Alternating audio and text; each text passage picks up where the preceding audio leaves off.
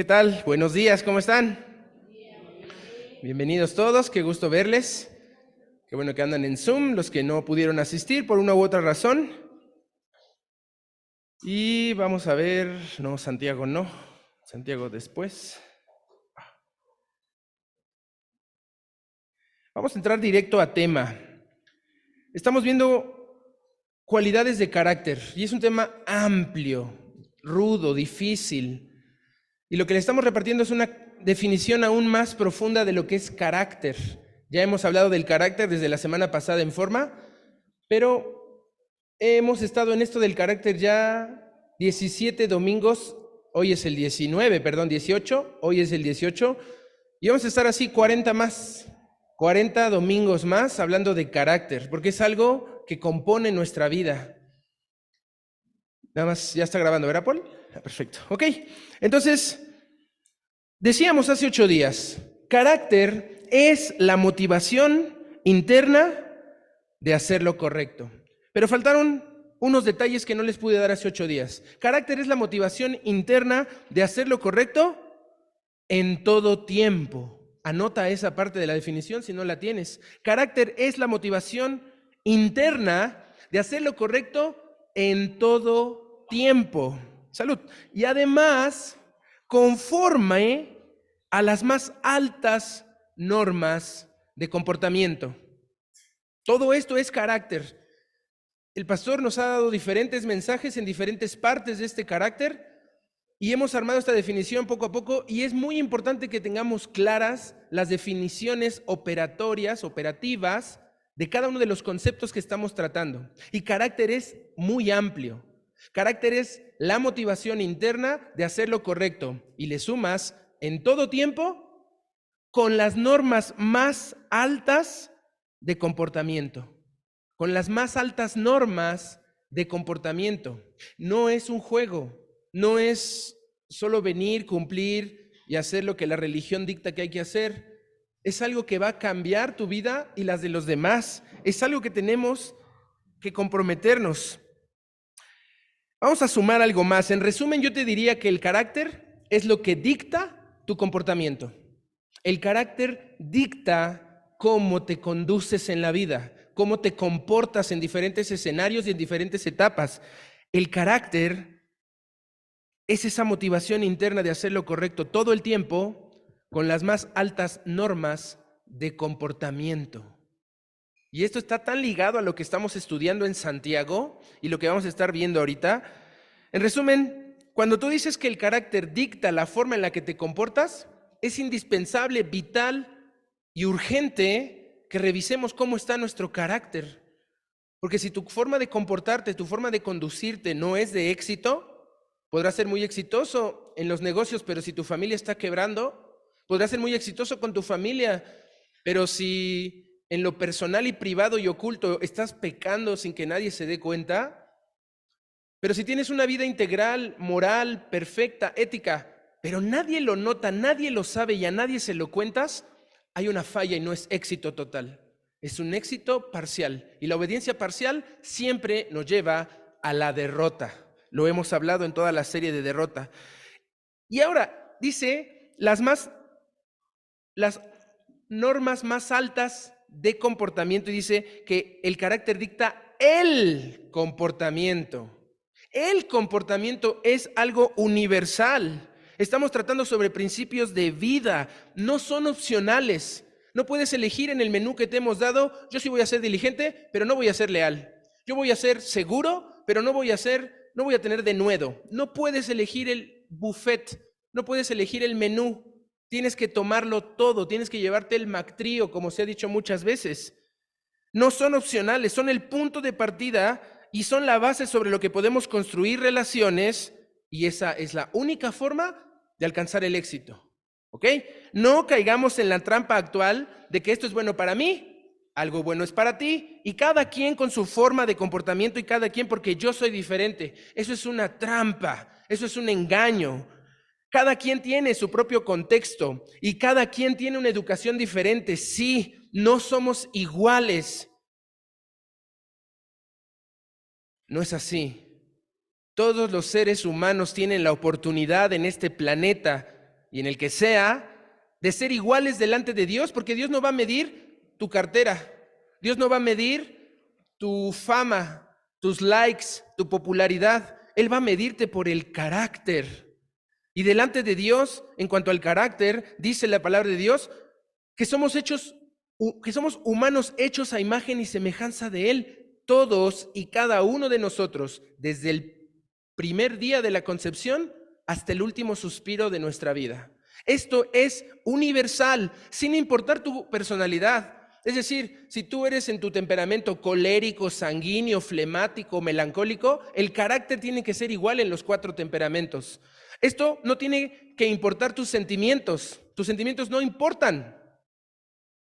El cómo te sientes respecto a algo o a alguien es solamente eso, un sentimiento pasajero, pero que no dictamina ni modifica la realidad.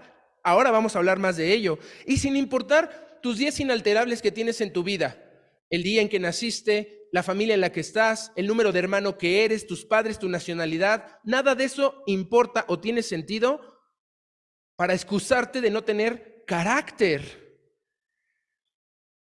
Y no importa tu capacidad mental. Si memorizas mucho o no memorizas, si eres inteligente o no lo eres. Solemos despreciar y evitar a personas que no caben en nuestros estereotipos de lo normal. ¿Quién o no es normal? Cualquier cosa que signifique eso, el carácter es universal. Lo podemos vivir cada uno de los que están aquí presentes escuchándome. El carácter es algo que tenemos que asumir. Y no importa nada de lo que te acabo de decir. El carácter trasciende cultura, lenguaje, edad, trasfondo social, religión, sexo y nacionalidad. Porque trata con nuestras luchas diarias, las luchas de nuestra naturaleza humana. Y por eso es universal. El carácter dicta el buen comportamiento. Son las reglas de casa. Y son las reglas de la casa de Dios. No hay opción. Nos tenemos que alinear completa y absolutamente. Si es que queremos mantener nuestras relaciones, si es que queremos alcanzar el éxito, si es que queremos que en estas relaciones nuestra vida sea armoniosa, fructífera y productiva. Y eso es lo único que nos puede llevar al éxito. Vamos a quitar este resumen, quitando el resumen que te acabo de dar. Y regresando al anterior, la motivación interna de hacer lo correcto en todo tiempo, con las más altas normas de comportamiento. ¿Cuáles son estas más altas normas de comportamiento?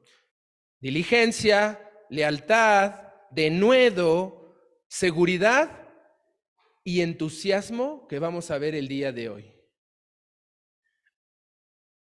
Te quise ahorrar el trabajo de copiar, por eso te di esta definición en la mano. Los padres de familia tienen ventaja, todas las semanas están llevando estas hojitas con sus hijos en la que viene una definición, un carácter, un versículo, palabras claves y preguntas que profundizan en este tema del carácter. Pero con la definición de hoy que tienes ahí en tu mano, puedes pegarla en tu cuaderno, recórtala, pégala en una hoja en blanco y ponla y alrededor de ella haz notas.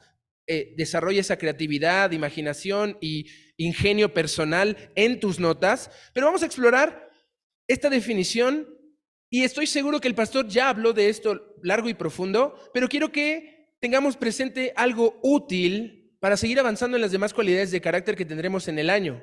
Vamos a estructurarlos en nuestra vida y tienes que irlos sumando. No es como el examen de la SEP que pasas, te olvidas y vas al siguiente examen. Lo pasas, te olvidas. No.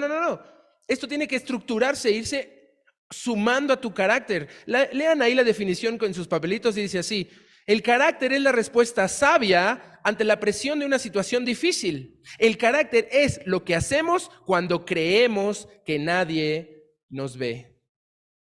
¿Y saben qué? Todos, la gran mayoría, desafortunadamente, queremos quedarnos solo con la primera parte de la frase. Queremos tener carácter para enfrentar la necesidad, el desastre, la tragedia, el dolor. Y queremos, ante la presión de una situación difícil y dolorosa, queremos una respuesta, queremos una solución, queremos salir de ese momento, pero no es así. El carácter no nos ayuda a escapar y tener una vida color de rosa. El carácter es lo que va a resolver todo lo demás. Y Al querer lo primero, evitamos la segunda parte de esa definición que te doy. Dice ahí la segunda parte: carácter es lo que hacemos cuando creemos que nadie nos ve. Demostrar nuestro carácter cuando nadie nos ve es tu reto. Cuando crees que nadie te está viendo, ese es tu carácter. Ahí en lo secreto. Dime, ¿qué está ocurriendo ahí? ¿Qué está pasando en ese oculto, en ese desvelo, en ese descuido personal? Cuando crees estar en tu privacidad y que te dices, me lo merezco, porque ya me porté bien y ahora me merezco. Y a veces no lo hacemos tan en lo oculto y lo privado, pero no lo hacemos solamente en lo personal, en lo individual. Lo hacemos en lo oculto y privado de nuestra propia familia, viviendo unas personalidades ahí, o una forma de ser allá, pero otra aquí en la iglesia. Una forma de ser en el trabajo, pero otra ser con tus amigos. No debemos de tener esta situación. Tenemos que entender que debemos de ser integrales, es decir, de una sola pieza, de una sola forma. Serlo delante de Dios en lo secreto es nuestro primer reto, para que después podamos pasar a la escena pública donde el carácter brilla más. Pero lo debes de pulir en lo privado, en lo secreto. Esto de forma general, para que nos ubiquemos de forma de carácter, pero déjenme cerrar unos pendientes con el tema de seguridad de hace 8 días, detalles de la historia personal que conté. Muchos se quedaron con las dudas. ¿Y qué pasó con esa niña? ¿Ya creyeron que había pasado a mejor vida? No. Los que están aquí en vivo conocen a Mica, completamente bien, saludable, ninguna situación de la que nos dijeron esos primeros 20 días en la que todo era catastrófico en el hospital. Y en los restantes 18 meses fue todo una recuperación y mejoría en la que como padres nos entregamos a ello. Recuerdo cada terapia, cada cita, cada medicamento, cada miligramo, el conseguir el medicamento mucho antes porque era un fenobarbital extraño, caro, que no se conseguía fácilmente, y tener una reserva para cubrir 18 meses, porque Mica necesitó, en el tema de que era epiléptica y que iba a sufrir esta situación toda su vida, requería dosis en la mañana, media tarde y noche, altas, y era mucho medicamento, y después fue bajándose a solo mañana, tarde, noche, y las dosis fueron disminuyendo. Pero cuidamos esa parte con entrega, y es sorprendente ver que en los últimos 6 meses, cuando seguíamos yendo a las terapias, con salas llenos de otros pequeños, con mucha necesidad, con muchas situaciones que uno se ve no aliviado, pero que uno dice cómo enfrentar y cómo vivirlo, es difícil todo lo que alcanzamos a ver, pero la gente, los padres de familia y los doctores nos decían, ¿qué hacen aquí? Su hija va bien, o sea, ¿qué tiene que? Bueno, era la recomendación física del doctor de seguir adelante con eso y no detenerla o estropear lo que habíamos cuidado. Y Mica, gracias a Dios, era lo más importante para nosotros, pero con la empresa y la congregación, en el 2015, como les comentaba, pensaba que todo lo tenía asegurado, con seguros de vida, seguros de auto, seguros de todo estaba asegurado según yo. Y parecía todo ir muy bien sobre ruedas, pero para 2017 no quedó nada.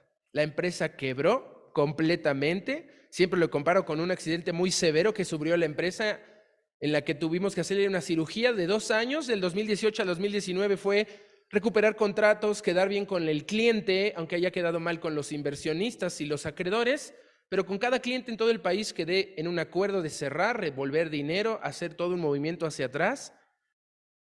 Y la empresa está en coma, lleva 4 años en un coma severo del cual tal vez nunca despierte, y eso es lo que me hago pensar a mí mismo, ¿verdad? No va a despertar, ahí siguen en bodegas todo mi material, toda la situación está en coma. Pero gracias a Dios la congregación no pasó por la misma suerte. La congregación es del Señor, no depende de lo que hagamos los que nos paramos aquí enfrente o los que estamos trabajando por ella, en Mozambique, en la Luna, en Marte, en donde quiera que se plante una iglesia, la iglesia es del Señor. Y esa Él la sostiene. Tuvimos que hacer un cambio de liderazgo y qué difícil. Los cambios de liderazgo en las iglesias dañan más que ayudar en muchas situaciones. Los cambios propios de esta congregación en 3 administraciones han tenido su sufrimiento. Y yo agradezco a Dios que muchas de las personas de aquella iglesia del 2014 al 18 hoy están aquí. Muchas personas de aquel entonces no están en otras congregaciones, pero hay muchas más en las que yo sigo con el pendiente y el dolor de no haber hecho lo suficiente, y vamos a hablar de eso en Santiago al ratito. Bueno, para cerrar lo de sabiduría, solo quiero tocar 4 puntos más que no alcanzamos a ver por cuestiones de tiempo. Quiero que abran sus Biblias, por favor, en Salmos 92. Recuerden que Salmos 90 es el único salmo escrito por Moisés. Y ahí dice, en Salmos 92, habla del carácter de Dios. Todo lo que hacemos nosotros para nuestro carácter en estas lecciones es porque Dios lo hace, lo vive, Él es. Y Él es nuestro ejemplo, Él es a quien apuntamos. Salmo 92 dice así,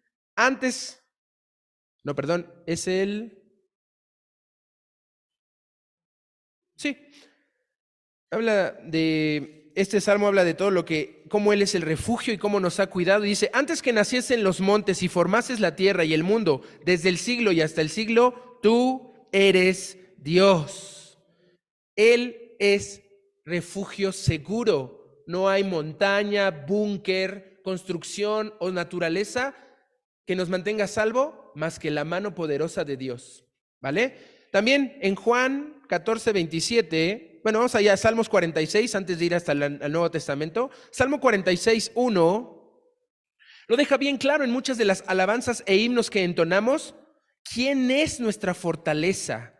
Salmos 46:1 dice, Dios es nuestro amparo y fortaleza, nuestro pronto auxilio en las tribulaciones. Por tanto, no temeremos, aunque la tierra sea removida y se traspasen los montes al corazón del mar, aunque bramen y se turben sus aguas y tiemblen los montes a causa de su braveza, nosotros no temeremos. ¿Cómo han usado estos pasajes cada que tiembla en la Ciudad de México, verdad? Pero vamos a Mateo capítulo 8, por favor. Solo son temas claves sobre la seguridad que encontramos en Dios porque Él es así. Mateo 8, 25 y 26. Y hay 20 pasajes más, solo quiero compartirles estos claves. Están en medio de la tormenta los discípulos con Jesús. Y dice, y vieron sus discípulos y le despertaron diciendo, Señor, sálvanos que perecemos. Y él les dijo, ¿por qué teméis, hombres de poca fe? Entonces, levantándose, reprendió a los vientos y al mar y se hizo grande bonanza. Tenemos que confiar en que Dios es nuestro amparo, nuestra fortaleza, nuestro refugio, y a Él es a quien debemos acudir. Así que esto era solamente cerrar los temas que la semana pasada quedaron ahí un poco volados, no dio tiempo, pero vamos a iniciar hoy con un tema más de carácter. Y vamos a orar para eso, para comenzar hoy con un tema más que tenemos que estructurar y que tenemos que poner en nuestro carácter. Vamos a orar. Señor, te damos tantas gracias por esta oportunidad que nos das de leer tu palabra y sabernos que tienes un plan para nosotros. Tu plan es forjar nuestro carácter. Tu plan es llevarnos a lo que eres tú y ser imitadores de ti, de cómo eres tú en tu esencia, en tu carácter, en tu naturaleza. Qué difícil reto, Señor, cuando seguimos tan acostumbrados a más de lo mismo. Qué difícil, Señor, cuando estamos tan habituados al mal. Ayúdanos, Señor, porque solamente sabemos que es por ti. En nuestras propias fuerzas es imposible. Y cada que lo intentamos y hacemos cosas para hacerlo por nosotros mismos, sin tu palabra y sin tu guía, el resultado es peor y más desastroso que al principio. Ayúdanos, Señor, a hacerlo en tu voluntad. En el nombre de tu Hijo Jesús. Amén. ¿Saben? Tenía muchos títulos para el día de hoy y no me decidía. Lo consultaba con el liderazgo un poco. No podía poner el título porque quería hablar de tanto y necesito y quiero hablar de tanto, porque el Señor me ha hablado tanto sobre estos temas y pensaba en un alma con gozo inefable y glorioso, entusiasmo. Pero eso del alma tenemos que aclararlo y ver qué es, entonces dije, no le voy a poner alma. El segundo título que había pensado era alegría con gozo inefable y glorioso. Pero dije, alegría, la alegría es tan mal llevada, tan mal valorada en este mundo. No, vamos a ponernos más espirituales. Y le puse, no apaguemos al espíritu. Y dije, no, nadie se va a acordar, van a decir, no. Ya sé, alma con gozo espiritual. Muy apegada a la frase que vamos a ver hoy. Y en eso estaba haciendo, quitando, poniendo, leyendo los pasajes que vamos a compartir el día de hoy. Y me encontré con 3E. Así como tenemos nuestras 3 S, nuestras 5 S, hoy tengo que te lleves 3E. Energía espiritual. Entusiasmo. El entusiasmo es energía espiritual. No solo es gozo, no solo es alegría, no es solo tu alma, no es solo el espíritu, no es solamente una cosa espiritual, es energía espiritual. Y así le vamos a llamar al mensaje de hoy, energía espiritual, entusiasmo. Y vamos a ver en Tesalonicenses un camino para obtener esta energía espiritual, este entusiasmo como cualidad de carácter, no como emoción, no como sentimiento, no como el echaleganismo que existe en nuestros días. Tenemos que dejar claro que el carácter en la parte de entusiasmo es cómo funciona tu alma. Cómo funcionamos como alma. Y ahorita vamos a aclarar esto porque tenemos una confusión griega en nuestras mentes respecto al alma. Cómo hay una gran diferencia entre lo que sentimos y lo que somos en el carácter. Y cómo este último tema de lo que somos en el carácter se refleja en toda nuestra forma de vivir, lo que se llama alma. Que no hay divisiones entre lo físico y lo espiritual. Que no voy a la iglesia a portarme bien y al mundo pues a portarme como se ve. Porque donde fueres haz lo que vieres, ¿verdad? No es así. Eso nos hace uno. Y no ser unos hoy y el resto de la semana ser otra cosa. ¿Eso sabes a qué te lleva? A la apatía, la enfermedad del alma más grave, de la cual nos estamos contagiando cada vez peor y de una forma acelerada. La apatía está destruyendo hogares, escuelas y congregaciones en primer lugar. Lo contrario a entusiasmo es apatía. Y para evitar la apatía, tenemos que seguir el camino espiritual que nos recomienda Pablo en Tesalonicenses. Justo lo que hizo Jesús cuando caminaba con sus 2 discípulos camino a Emaús. Allá en camino a Emaús, esa historia está en Lucas. Quiero que la leas en casa, solo te voy a dar la cita exacta, no voy a hablar de ello. Es la historia bíblica que están teniendo nuestros pequeños ahorita mismo en clase. No, a ratito la van a tener. Lucas 24... No la tengo anotada, pero está ahí. Lucas 24, sí. Lucas 24, 15 al 53. No, Lucas 24, 15 al 35, exacto. Lucas 24, 15 al 35, llévatela de tarea. Esto es lo que Jesús hizo con estos discípulos, dándoles entusiasmo, dándoles energía espiritual. Así que lo hizo Pablo con Jesús, salud, y lo va a hacer, lo hizo Jesús con los discípulos y lo va a hacer Pablo como lo hizo con los tesalonicenses en su tiempo. Ahora, ¿qué es el alma? ¿Por qué vemos el alma como algo de nuestra posesión, como algo que tenemos y que podemos perder, que podemos dejar, que podemos olvidar? Alma en la Biblia es la palabra nepesh, N-E-P-H-E-S-H. Nefesh, nefesh, se podría decir mejor, nefesh, N-E-P-H-E-S-H. Nefesh es la palabra que encontramos en la Biblia y que aparece más de 700 veces en el Antiguo Testamento cuando se escribió en hebreo. La traducción más común de esta palabra es alma. Cada que encuentres alma en el Antiguo Testamento es una definición muy poco afortunada, una traducción muy alejada de lo que realmente significaba nefesh en el pensamiento hebreo, en el pensamiento judío de Jesús cuando habitaba esta tierra, y que ha llegado a nosotros contaminado por esa antigua filosofía griega. Hoy tenemos mucho más de Platón, de Aristóteles, de Sócrates, que de los bíblicos, porque toda la cultura occidental de la que somos parte se basa en lo griego. Y nuestras series de televisión, nuestros periódicos, nuestros libros, nuestra educación es griega, no judía. Es occidental, no es oriental. Y tenemos que profundizar un poco para entender esto. Y una idea equivocada del alma es que el alma es una esencia no física, algo abstracto e inmortal de nosotros. Y que está contenida en este jarrón, en este cascarón de carne y de la que no puede escapar y está atrapada. Así no es el alma. Bíblicamente no, que está esperando nuestra muerte para ser liberada, para poder expandir nuestros horizontes.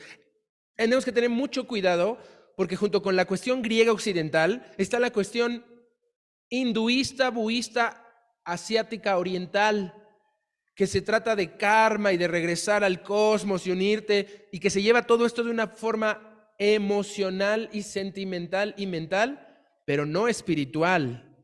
Esta noción de alma es totalmente ajena a la Biblia. No hay algo que se pueda desprender de ti. Y aunque esto no se parece nada a lo que significa nefesh en el sentido bíblico, tenemos que ir viendo algunos ejemplos. Vamos a Números, capítulo 11, 5 al 6. Ahí aparece nefesh en una escena bien complicada cuando en Números, el viaje espiritual que tomamos aquí hace unos años, y que hablábamos de la actitud, yo elijo mis actitudes. Números 11, 5 al 6, habla de una gente, unos nefesh, que estaban sufriendo algo. Dice así, Números 11, 5 al 6. Nos acordamos del pescado que comíamos en Egipto de balde, de los pepinos, los melones, los puerros, las cebollas y los ajos. Y ahora nuestra garganta se seca, pues nada sino este maná ven nuestros ojos. Aquí, nefesh es traducido como garganta. En tu Biblia estás leyendo alma, ¿verdad? Es garganta. Pero nefesh no tiene solo un significado, tiene muchos en el contexto hebreo. Y vamos a ver otro, vean, Salmo 105, 18. Y bueno, cuando dices nuestra alma se seca, suena aún más profundo que nuestra garganta se seca. Y los traductores bíblicos apoyaron esta traducción de alma porque era más global. No solo se estaban secando porque comían maná, que era un cereal. Ellos querían las cebollas, los pepinos, cosa más llena de líquido, porque con el maná nos secamos, decía este pueblo. Vamos al Salmo 105, 18. El Salmo 105 es historia narrada poéticamente y habla de toda la historia de Israel. Y vamos a encontrar a un personaje muy conocido y muy famoso que es José. No José el soñador, como en las obras de teatro de Broadway. Este es José el vencedor. El José de la Biblia es el vencedor, porque ninguno de sus sueños se quedó en eso. Sus sueños se cumplieron y fueron a la realidad. Salmo 105, 18, vean lo que dice. Afligieron sus pies con grillos y en cárcel fue puesta su garganta. Y obviamente traducir el hebreo es muy difícil, no tiene vocales, no tiene nuestra propia manera de escribir. Ellos no escriben de izquierda a derecha, escriben de derecha a izquierda, pero no hay vocales. Entonces hay que ponerle todo para que en español nosotros entendamos algo. Es un milagro tener la Biblia en español y no necesitar de todo ese hebreo. Pero vean, dice el 18, afligieron sus pies con grillos y en cárcel fue puesta su garganta o su persona, su alma. La escena de José esclavizado yendo a Egipto no podía tener esos pies, esos grillos en los pies, esos grilletes. Él más bien puesto un grillete, una cuerda en su cuello y fue llevado así por los ismaelitas como un esclavo a Egipto. Entonces, la palabra más es garganta. Ahora, en este sentido, ¿por qué crees que es tan importante tu garganta? Porque toda tu vida depende de lo que entra y sale de ella. Si necesitas respirar, necesitas que por tu garganta pase a tus pulmones. Respiras oxígeno y sacas dióxido. Si necesitas crecer, nutrirte, alimentarte, tienes que comer y pasarlo por tu garganta. Toda nuestra vida depende de nuestra garganta. Y ese es el significado que llegó a equivaler lo que significa toda la suma de nuestra persona. Vamos a ver un ejemplo nada más ahí en Génesis 45. Está llegando toda la familia de Jacob.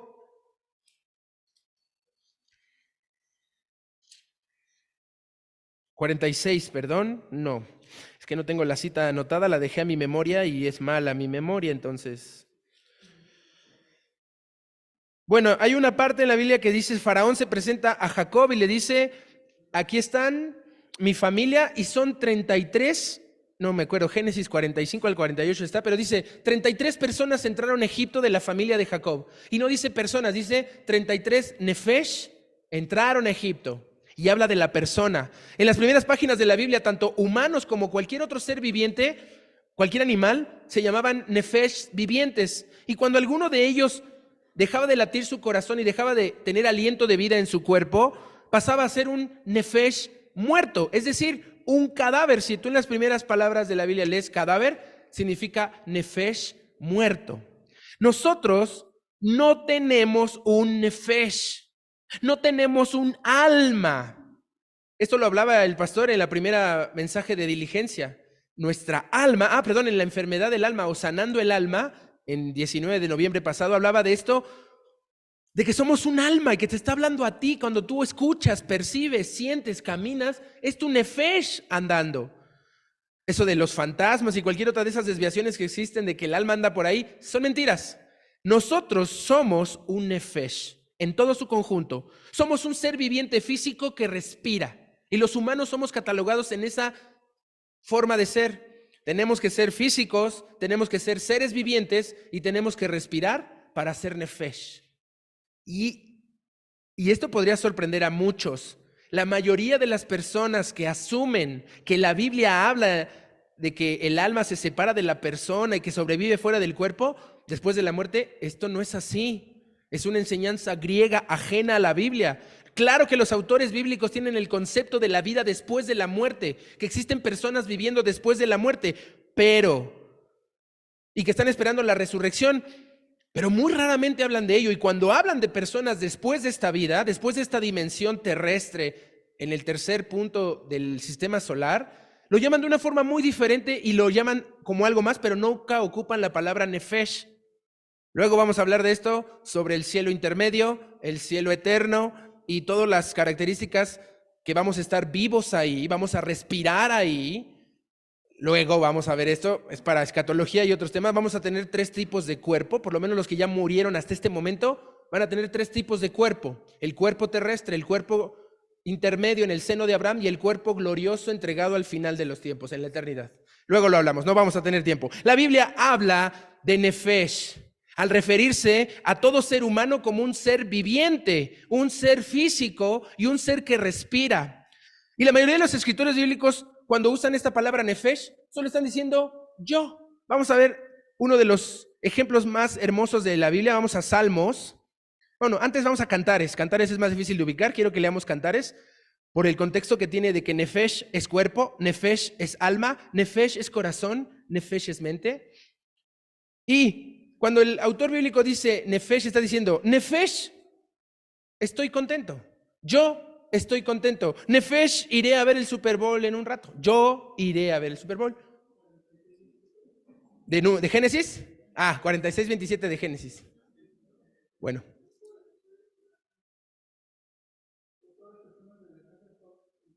$33.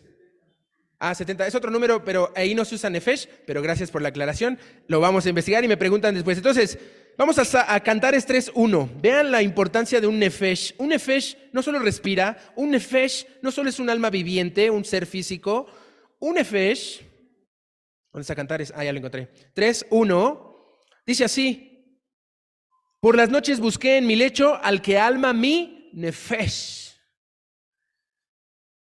Y aunque dice que el amor es solo químicos en nuestro cerebro, que es algo que no debemos de espiritualizar, también es una experiencia, sí, tiene que ver con algo químico, ahorita lo vamos a ver, es una experiencia intelectual, pero además es una experiencia emocional que activa el cuerpo. Por eso lo peligroso de enredarnos en relaciones físicas que enredan nuestra emoción y que afectan nuestra mente y nuestro espíritu.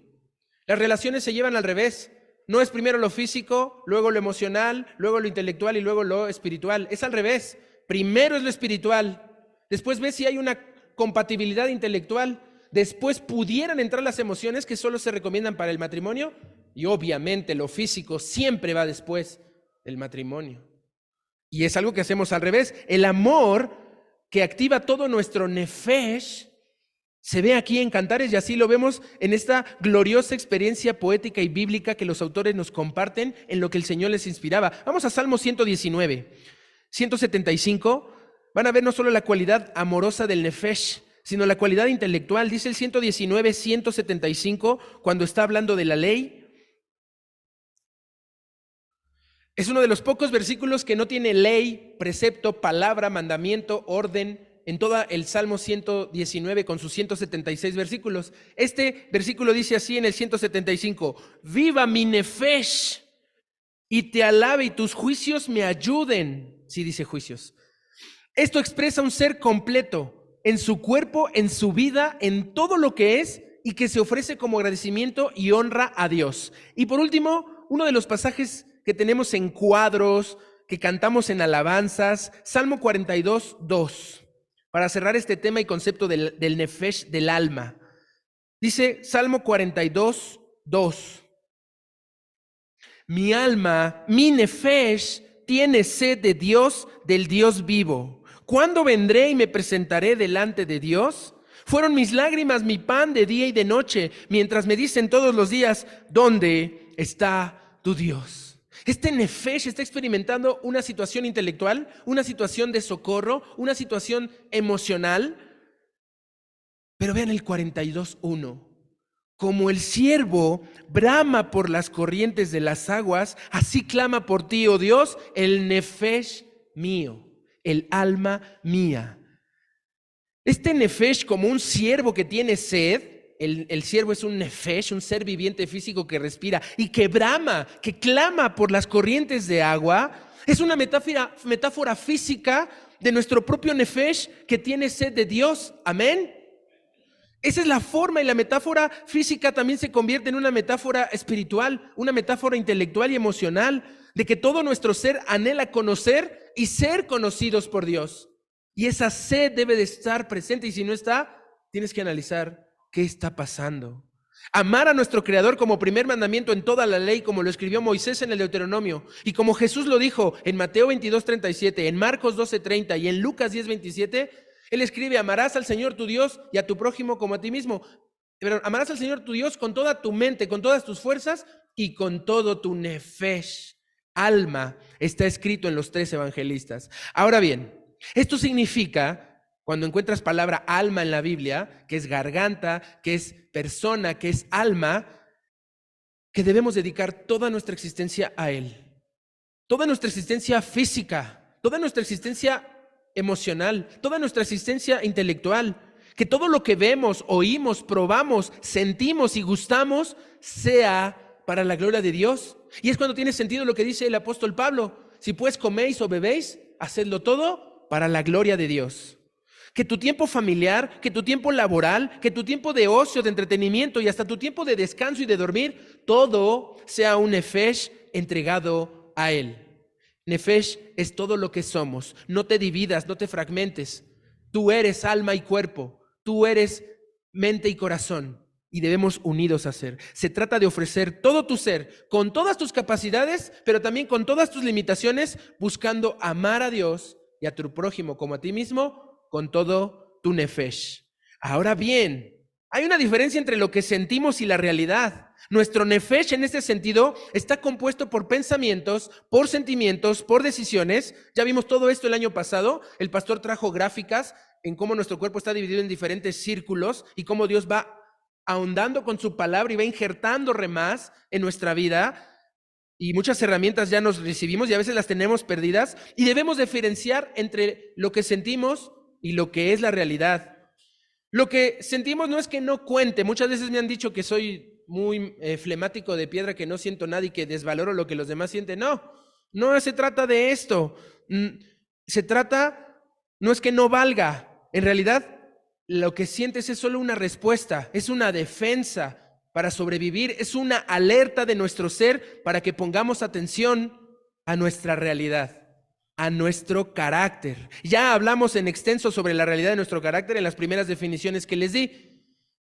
Pero tenemos que confesar y aceptar que tenemos graves fallas de carácter en él, que hemos fallado en el carácter. No somos diligentes, no somos leales, no somos valientes y no estamos seguros la mayoría del tiempo, porque hemos estructurado nuestra vida en cosas terrenales, porque dedicamos la mayoría del tiempo a esta vida, a cuidar, a mantener, y ¿saben? Seguimos fallando.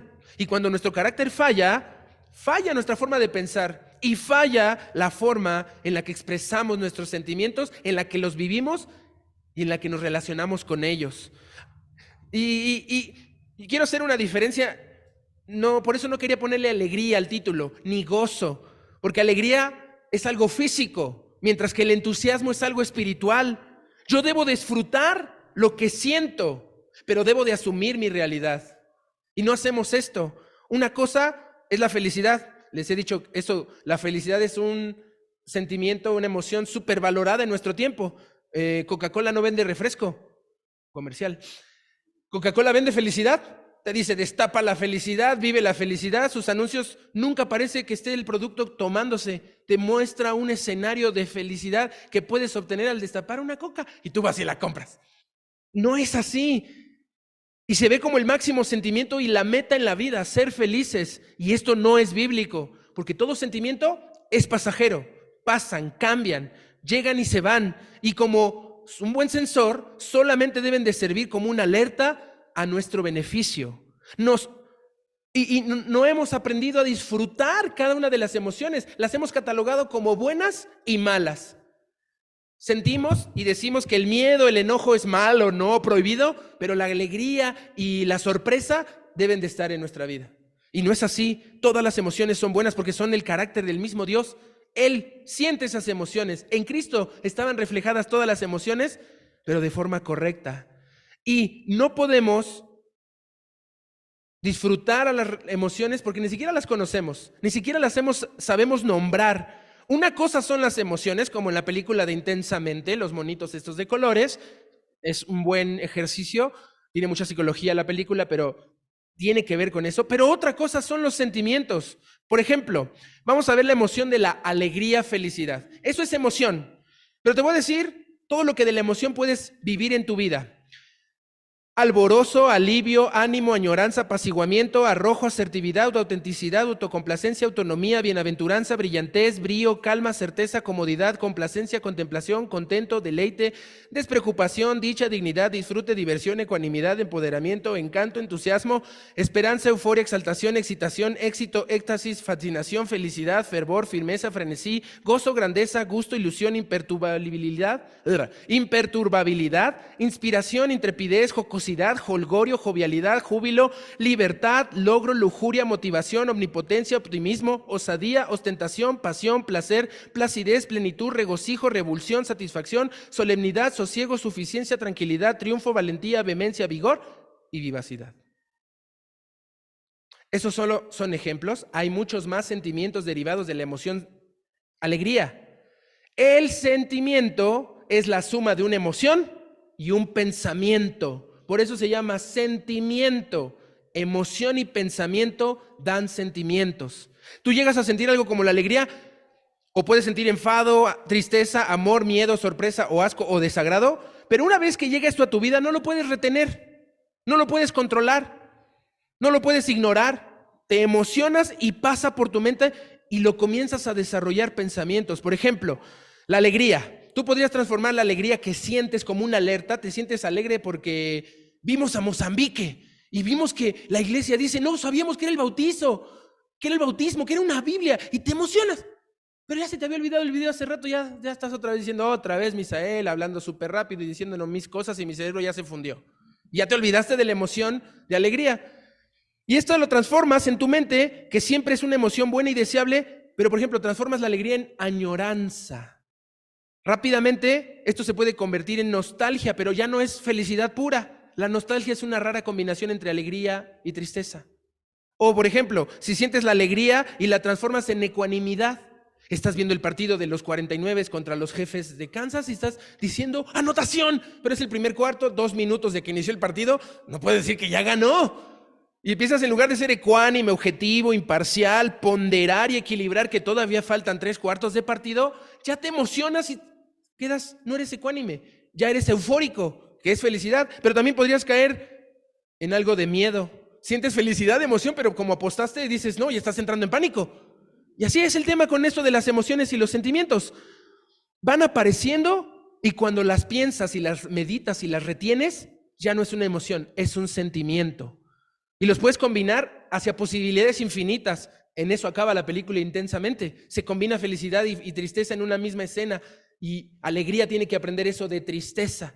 Y ya viene la 2, no la vean sin Biblia porque se van a confundir. Entonces, las emociones aparecen y se van. Hoy no vamos a hablar de esto, solamente son ejemplos para identificar la diferencia de lo que nuestro nefesh experimenta todos los días y todo el día Y eso de la alegría y las demás emociones que llevamos a nuestra mente y generamos millones de sentimientos es algo físico. Hoy tenemos que hablar del entusiasmo no como algo físico, aparece ahí, no como algo emocional o intelectual, sino como algo espiritual. Es una cualidad de carácter.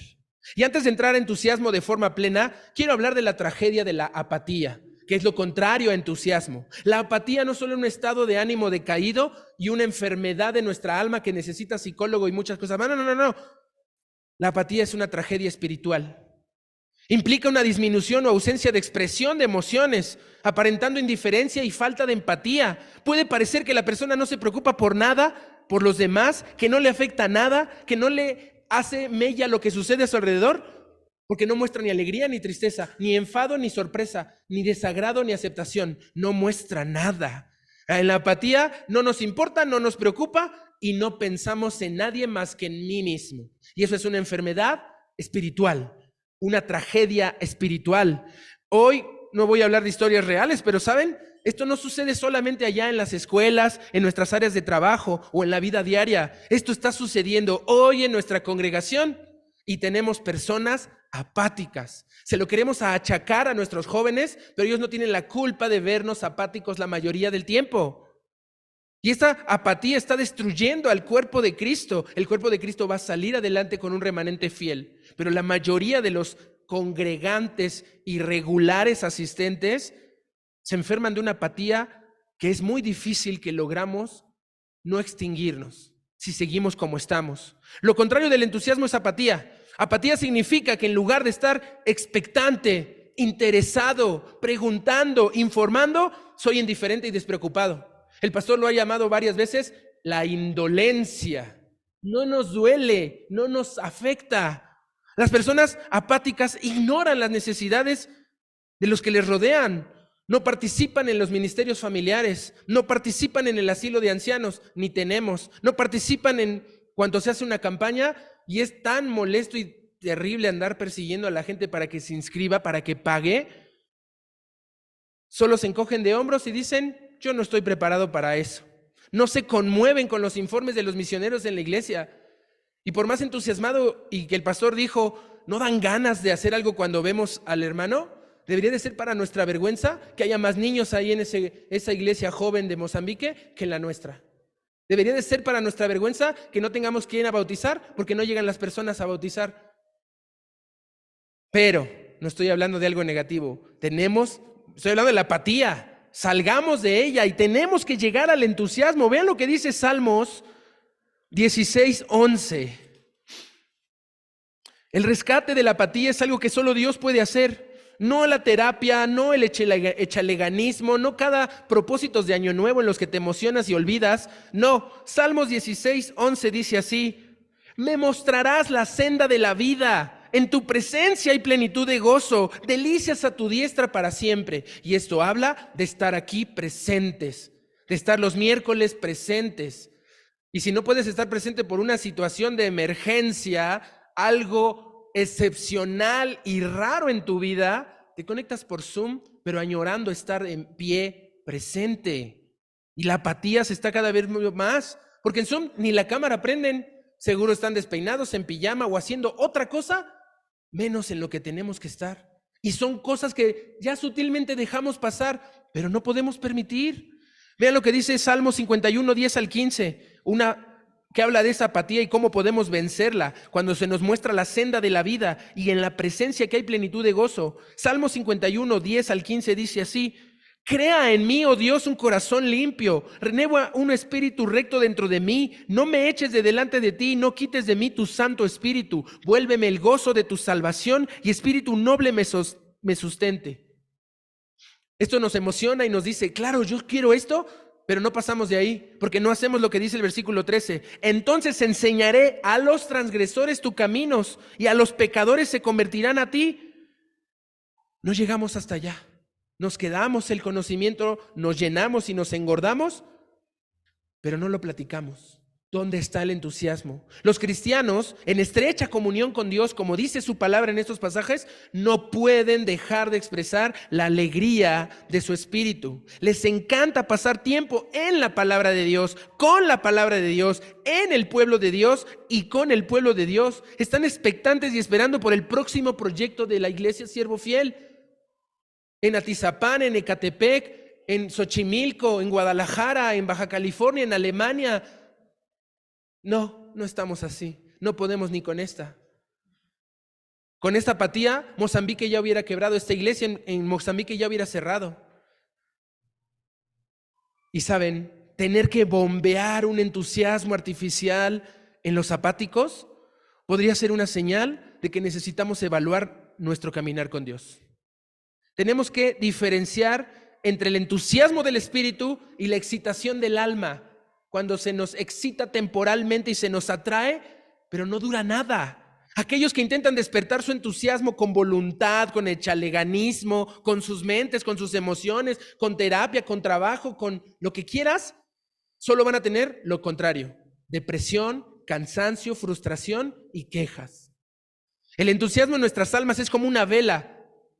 Si está sostenida por tus mismas ganas, es una vela que se consume a sí misma y pronto va a extinguirse. En cambio, cuando el entusiasmo está generado en la palabra de Dios, que es lámpara a nuestros pies y lumbrera a nuestro camino, es una fuente de energía espiritual inagotable, que no falla, que no hay pierde, que no hay cómo salirse de ella. ¿Cómo puedo salirme? Salmos 42:11.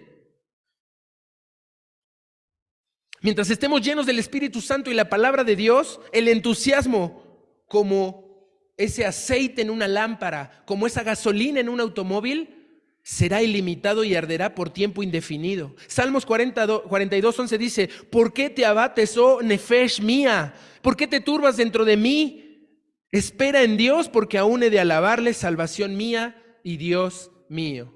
Y la mayoría de estas veces nos quedamos solo con la canción, pero no con un cambio de vida. ¿Cómo puedo deshacerme de la apatía que siento y que tal vez y posiblemente ya me tiene esclavizado y encadenado a una apariencia, a una vida terrible de ser uno los domingos y ser otro todo el tiempo en otros lugares y en otros entornos? ¿Cómo puedo escapar de esa apatía que me hace fingir algo que no soy y estoy aquí cada domingo, cada momento? ¿Cómo puedo refrescar a mi nefesh con esta cualidad de carácter en el entusiasmo? Sabiendo que es entusiasmo. La frase número 1 de entusiasmo es: expresar con mi alma el gozo de mi espíritu. ¿Cómo puedes expresar con tu alma el gozo de tu espíritu? No puedes expresar gozo como una emoción. No puedes vivir en tu alma una expresión así si en tu espíritu no hay gozo. Si tu espíritu no está vivo, si tu espíritu está muerto, está seco, está sediento, pero no haces nada para calmar esa sed. Otra definición de entusiasmo es: entusiasmo es la energía de Dios en mi espíritu, expresándose a través de mi mente, mi voluntad, mis sentimientos, mi cuerpo físico, en mi trabajo. Eso es entusiasmo, la energía espiritual de Dios. La misma palabra entusiasmo se deriva de dos palabras griegas: en, que significa dentro, y teos, es enteos. Eso significa Dios dentro de mí. El entusiasmo por eso es espiritual. Ser entusiasta es ser impulsado por algo que Dios solamente puede inspirar y puede sostener. No las llamaradas de petate que nos componen a la mayoría de nosotros. No las promesas incumplidas que vamos dejando por todos lados.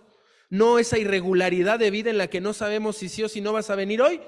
Porque faltas 2, vienes 1, faltas 3, vienes 1, 1 y 1. ¿Dónde está la constancia y la regularidad? En tu trabajo ya hubieras sido despedido. En tu escuela ya hubieras sido reprobado.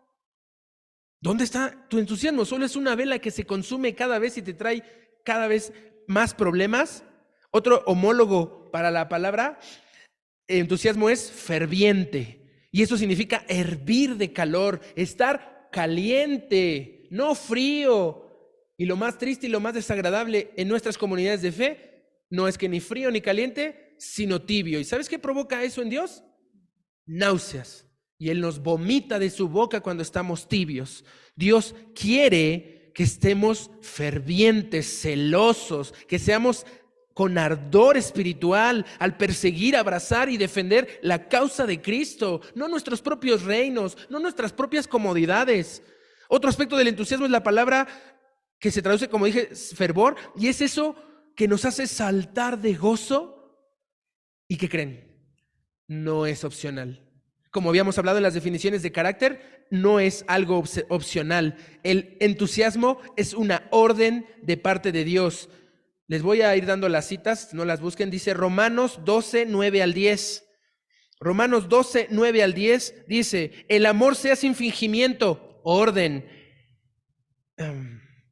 Aborreced lo malo, seguid lo bueno, amaos los unos a los otros con amor fraternal en cuanto a honra, prefiriéndonos los unos a los otros, y en lo que requiere diligencia, no perezosos, fervorosos en espíritu, sirviendo al Señor. Son mandamientos. Gálatas 4:18 dice lo mismo. Gálatas 4:18 no lo deja a la opcional. Dice: bueno es mostrar celo en lo bueno siempre, y no solamente cuando estoy presente con vosotros. Es como mis hijas, estoy con ellas haciendo tarea, no, son fabulosas. Me distraigo tantito en una llamada, el baño, algo, ya están haciendo fiesta los ratones.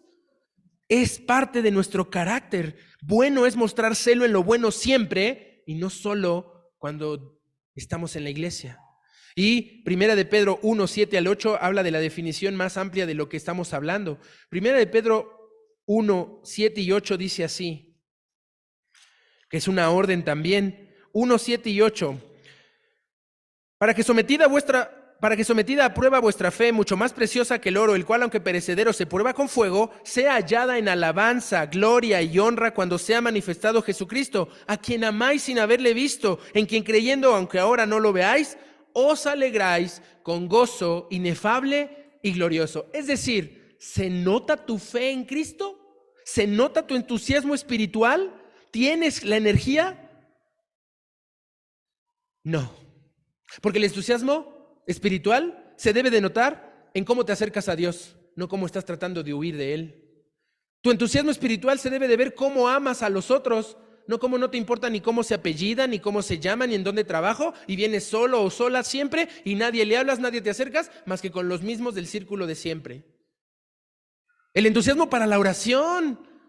Cada vez se ve más apatía para la oración. Cada vez se ora menos en nuestras congregaciones y no vamos a rendirnos. Queremos abrir otro tiempo de orar, pero ¿quién se va a bajar al ruedo? ¿Quién va a estar en un grupo de oración en las mañanas cuando hay tiempo o las madrugadas los domingos? Pero qué pereza.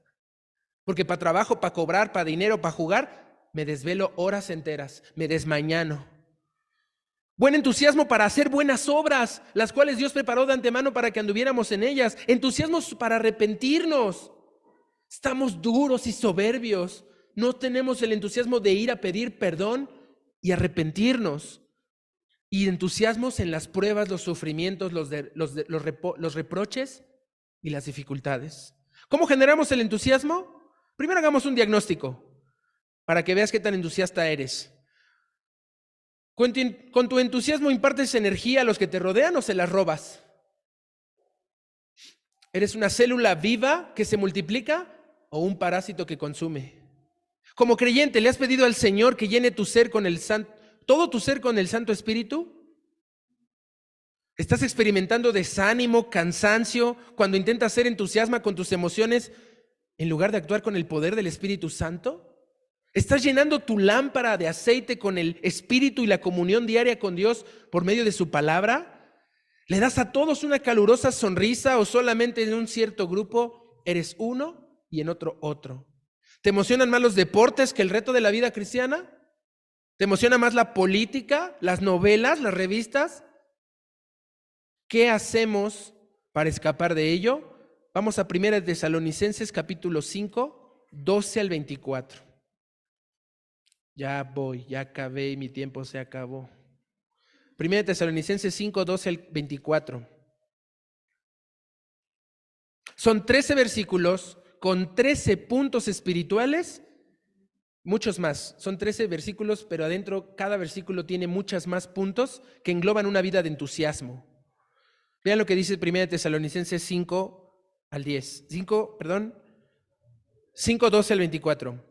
Os rogamos, esto es un ruego, es una súplica, y nos ponemos en la misma posición de Pablo como maestros, como ministros, como servidores suyos, como colaboradores en la construcción del reino, no como autoridad ni liderazgo.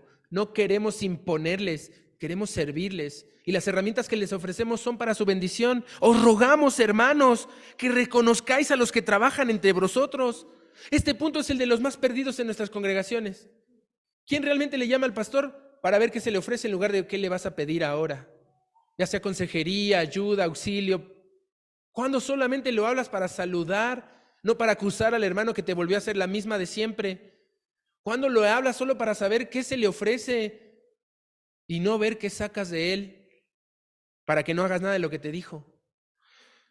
Reconozcamos a los que trabajan porque os presiden en el Señor y os amonestan, así que los tengáis en mucha estima y amor por causa de su obra y tened paz entre vosotros. También os rogamos, hermanos, que amonestéis a los ociosos, que alentéis a los de poco ánimo, que sostengáis a los débiles para que seáis pacientes para con todos. Venimos, nos abrazamos, hola, ¿cómo estás? Pero no hacemos nada más de lo que dice esta parte. ¿Cuándo amonestaste al ocioso? ¿Cuándo alentaste al de poco ánimo? Pero ni siquiera sabes que está de poco ánimo. Te sonríe, te saluda, pero está en la depresión y cerca del suicidio. Y nos enteramos tan tarde. Y la apariencia. Y sostener a los débiles. Mirad que ninguno pague a otro mal por mal, antes seguid siempre lo bueno unos con otros y para con todos. Y ahí vienen claves. La 16. Nunca vas a llegar al 16 si no haces lo anterior. Estad siempre gozosos. Eso significa entusiasmo, energía espiritual. Pero si no conectas desde el 12 hasta acá, estad siempre gozosos no tiene sentido. Orad sin cesar. Dad gracias en todo, porque esta es la voluntad de Dios para con vosotros en Cristo Jesús. Ya a estas alturas, en el 19, no apaguéis al espíritu. Es muy difícil. Si no has hecho nada de lo anterior y quieres mantener el espíritu vivo, es imposible. Todos los versículos antes del 19, si no los llevas firme y dedicadamente, diligente, leal, con denuedo y con seguridad en tu vida cristiana y en tu congregación local, el espíritu en ti está apagado y no hay forma de hacer que vuelva a encender, porque tu vela se apagó, se consumió y tristemente no te vamos a volver a ver. No vamos a saber de ti. Y eso nos está pasando. Porque cuando nos interesamos, hasta que alguien falta, hasta que alguien ya no está, porque muere o porque se aleja. No podemos vivir sin entusiasmo. En el carácter de Dios vemos todas las manifestaciones de Él y tengo citas de sobra para pasárselas si me las piden, pero necesitamos ese entusiasmo en nosotros. Dice el versículo 21, y eso requiere mucho entusiasmo. Examinadlo todo, retened lo bueno y abstente de todo tipo de mal.